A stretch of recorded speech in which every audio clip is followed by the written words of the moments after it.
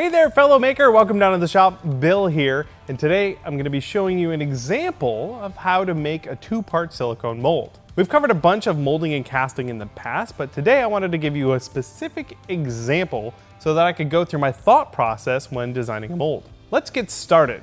This is the Ace of Spades from Destiny from my friends over at Level 52 Studios. They wanted to mold and cast a couple copies of this piece for themselves, so they brought it over and we got together to make a mold. The first thing I did was to use a couple of pieces of wood at various thicknesses to suspend the prop off the base and hold it nice and level, parallel with that base board. I also used some pieces of EVA foam to get it just right. These structural pieces were hot glued down to the base. Before claying up the entire piece, I identified some smaller through holes that would be easier to clay up before sticking it all down. Using a variety of sculpting tools, I filled those areas with my clay and sculpted it down to a nice flat parting line. I also added some clay in the barrel. In this case, we decided not to add a third part to the mold and only capture about the first ½ inch of the barrel depth. Then it was time to clay up the entire part. For this, we used a non-sulfuric oil-based clay, but a wet clay would work too. The first order of business was to mash down enough clay to hold the part in place. We tried to bury the pistol about halfway down the middle. This is just some rough work and can be done completely by hand. Once we had all that clay laid down, we started refining the parting line. This is the line where the two halves of the mold will meet. I used my sculpting tools to cut away the clay along that midline, creating a 90-degree angle between the part and the clay. For around the parts, like the barrel, I sculpted the parting line around the edge of the circle. This should keep that circle from deforming too much when the mold halves are pressed together. I slowly and carefully sculpted the parting line around all of the parts, including the trigger well. This sculpting was repeated around the entire part until it looked like it was perfectly buried in the clay. Next, I used a ruler to start figuring out where the mold walls would be placed. These lines were cut through the clay, perpendicular to the base. Using a ruler, I decided how tall the walls would need to be to contain all of our silicone. I have a bunch of scrap 1/8 inch thick foam PVC plastic that I cut to width for my mold box, but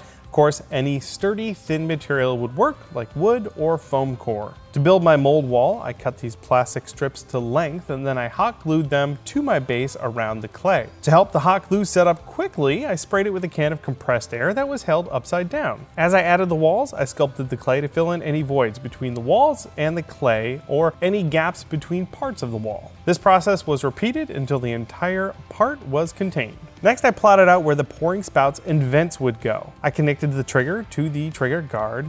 I also plotted a path for air to escape from the tip of the hammer. To add registration keys to the clay, I used a couple of shop-made tools. These are different diameters of metal. I used aluminum and brass stock because I had it on hand, but you could make yours out of plastic or wood. I made mine by shaping them on my power drill, kind of like a lathe. These tools were pressed into the clay to make an indent that the first batch of silicone will fill in, creating registration. The last step before pouring the silicone was to stiffen my mold walls just a bit. The liquid weight of the silicone can cause the walls to buckle out, so I hot glued a couple of stretchers across the top of the mold box. Now, I made an educated guess on how much silicone I would need, but you could do something like pouring uncooked rice into the mold, then pouring that into a measuring cup to figure out how much liquid silicone you would need. If you don't mix enough silicone, that's okay. You can always mix a little bit more and add it to your first pour. For this mold, I was trying out some Mold Max 29 NV. This is a tin cure silicone with a very low viscosity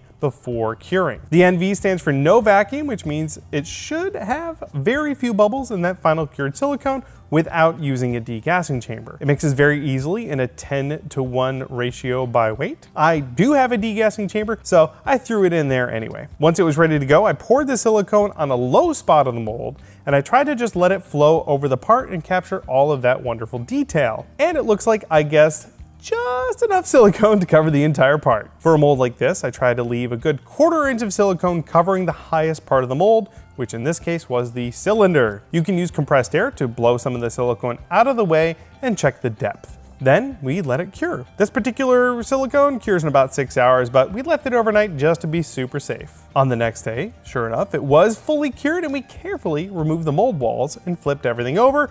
Everything looked good so far. Then all of the clay was removed, taking special care to not pull the part from the silicone. While I'm working on that clay, I'd like to jump in and take a moment to thank our patrons. The regular income that we get from Patreon was a huge factor when deciding to move into this new shop space. So thank you guys so much for the ongoing support. If you'd like to jump in and help us out, you can go over to patreon.com/punishedprops and consider tossing us a buck. For your support, you'll get access to regular updates and a bunch of regular behind the scenes videos. Thanks again, let's get back to that mold. A little bit of silicone had leaked through the clay, so I cleaned that up using an X-Acto knife and some tweezers. Any remaining clay was carefully removed with sculpting tools, leaving us with our part perfectly embedded in half of our silicone mold. The mold wall was also flipped over and re-glued around the mold. Before pouring the other side, I made sure to spray on a nice coating of mold release. This creates a barrier that prevents the new pour of silicone from bonding to the previous pour. Then, just like before, I mixed up my silicone and poured it onto my prop, and of course, we let it cure. The next day, the silicone was fully cured and we removed the mold walls. Then, we carefully started pulling the two halves of the mold apart. The silicone didn't want to come apart right away, but we were super careful, and eventually it did pop apart. We worked our way around the seam, being careful so that we didn't rip any of the silicone. Eventually, we were able to free our prop master from the silicone, leaving a perfect negative copy of the piece. Now, the vents and pouring spout could be cut into the mold. I used a sharp knife to cut trenches through the rubber to allow air and resin to flow through those places. The pouring spout was cut in the area that would be the highest point when pouring the resin later. I went and cut out a couple pieces of 1/2-inch plywood to hold the two halves of my mold together. It's vital that these pieces be plenty rigid. This was the last step in creating the mold, and we were ready for casting. To start, I dusted the mold surface with a little bit of baby powder. This will help the resin flow into all my tiny details. I also blasted it with air to get rid of any extra clumps of the dust.